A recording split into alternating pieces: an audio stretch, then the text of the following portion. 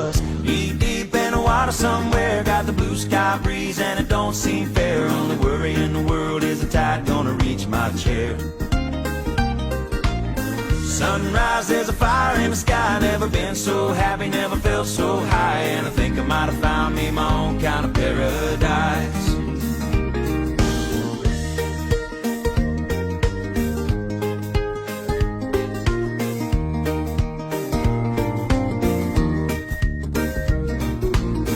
Wrote a note, said be back in a minute. Bought a boat and I sailed off in it. Don't think anybody's gonna miss me anyway. Mind on a permanent vacation. The ocean is my only medication. Wishing my condition ain't ever gonna go away. Cause now I'm knee deep in the water somewhere. Got the blue sky breeze blowing wind through my hair. Let's go fishing. Let's go fishing. I'm on a mission. I'm on a mission. It's so pretty, I'd sure hate to waste this chance. We'll find us a shady little spot, not too cool, not too high.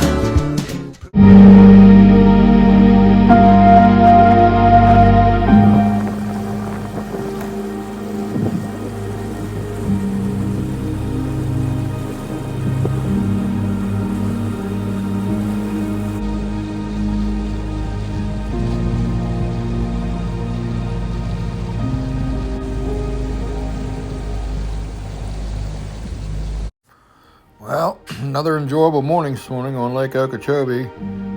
No wind blowing, no clouds hardly in the sky, and the full moon, you can see it's on the way down. So we're on the back side of the moon, and it seems like the bite kind of gets a little bit tougher. I mean, you still, this time of year, I mean, it's warmed up, so you're still going to have fish, but it's not like it is 4 or 5 days before the full moon, But I thought this morning I went into my shop and got my fly rod, and I thought, well, I'm gonna go try to catch a few bass on a fly rod. I picked up some streamers, and I thought I'd give my hand at it. I haven't done any fly rodding for 5 years, so I thought, you know what, I'll try to give it a try. The fish, usually where I was at, the fish are usually there pretty good, but they wasn't this morning. I'll tell you what was good there this morning, and that was the mosquitoes. I mean, the warm nights was warming up, and they were eating me alive right there before daylight. Up till last couple days, it hadn't been too bad, but the nights are warming up, like I said, and the mosquitoes are really out. But yeah, I throwed a streamer out there for a little bit, and I seen a few pop on top of the water. And they're not real active. I don't know what's going on. You know what I'm saying right now. Now, yesterday at 10 o'clock, I took them gentlemen out fishing. Like I said, 10 o'clock, the fish were hitting good. I mean, they just started, turned on, but I was there at daylight. It wasn't the same. Now, I'd been interested to stay till 10 o'clock to see if the bite would have started a little better, but I didn't want to. I had enough, But I did manage to catch a few on the fly rod, and it's always fun to try to bring them in on that fly rod. 2-pound test leader, especially with that that wood and stuff onto the side. So I had to kind of put it to the test. And I broke off on a couple of them, so I went to a 6-pound leader, and that held them. I had to because they were going in the brush on me. But once you hooked them, man, they had a fight to them. I haven't, like I said, I ain't done this for since I've been in the mountains of West Virginia. With the fly rod. But you want a challenge, and you like fly fishing, and you like catching fish on a fly rod. Just break you out some streamers, guys, and come down here right now and throw around the brush and the stuff in the shallows, because the fish are in spawning right now. The only drawback is that they're like I said, they're close to a lot of cover, and they'll get tangled up, and you're going to lose several of them. But that's all right.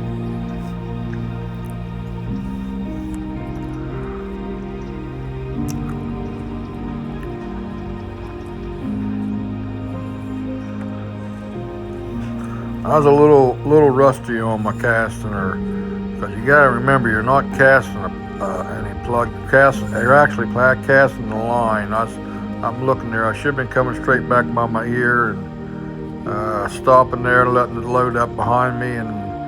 But like I said, it's something you got to stay with. I mean, a good fly fisherman is an art. I mean, throwing that thing, and the biggest mistake a lot of guys make, and me too, is you try to get too much distance out of the streamer or the fly, and you don't want to do that. You just want it to be very comfortable, and that'll come with time, you know.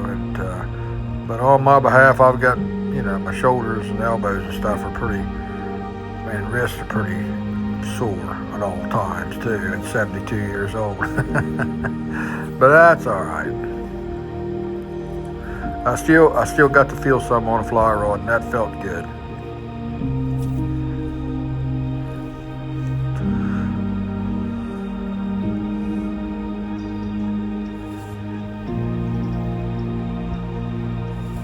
I did see a few of them coming up and blowing up on schools of shad. I didn't turn my electronics on this morning because I was only going to go out for an hour and a half after daylight.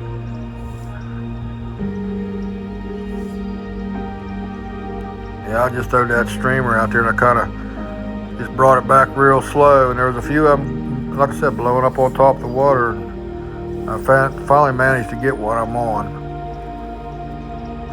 I ended up catching 4, and I had my bait caster there. I threw the bait caster out there and caught a few of them on the bait caster, but yeah, I caught a couple on the streamer, and I broke off on a couple on the fly rod.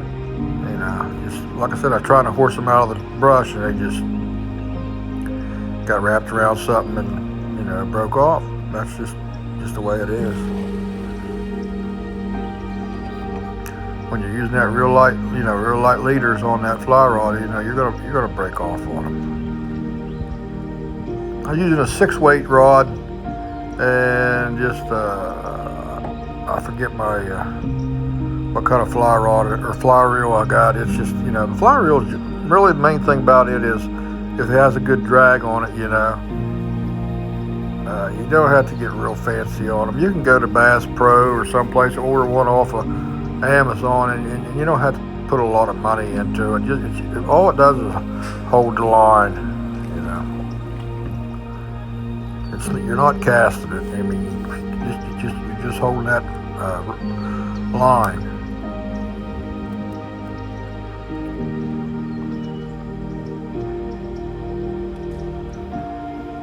There, I hooked one right there. He'd been there and nailed it.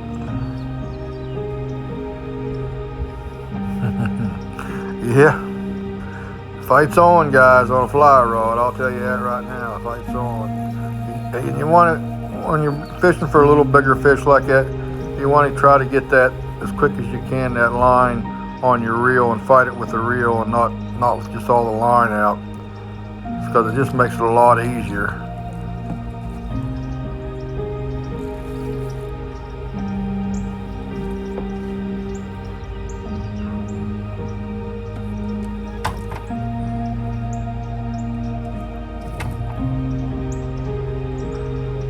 Yeah, it brings me back when I used to go over to the mountains in West Virginia, like I said, and stand in them trout streams and catch them rainbow and brook and browns. And also I'd go over on the elk and fish that in the summertime, because there was like 3 springs come in over there, and the water was always cold, and you could always catch trout even in the middle of summer over on the Elk River.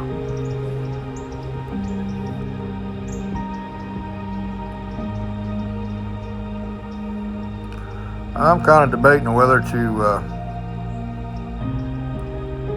take a trip back to the mountains of West Virginia and do a little trout fishing there in May. I'm you know, it's a pretty good drive.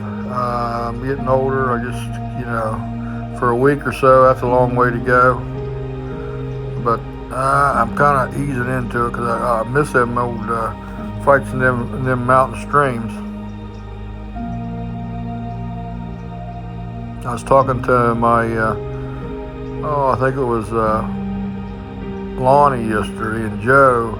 They're from Michigan, and we were talking about. I used to go up to Baldwin, Michigan, and fish for salmon with a fly rod, and boy, that was something.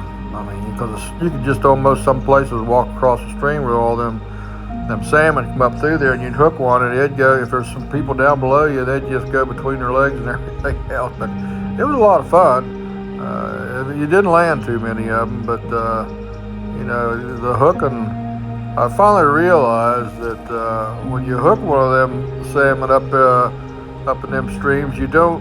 If he starts down the stream going wide open, you don't keep pressure on him. You just kind of let him go, and what he'll do is, if you put pressure on him, he'll just keep going downstream. But if you just let him run, he'll turn around, come back upstream. So that's kind of a learning experience after you break off about 20 of them.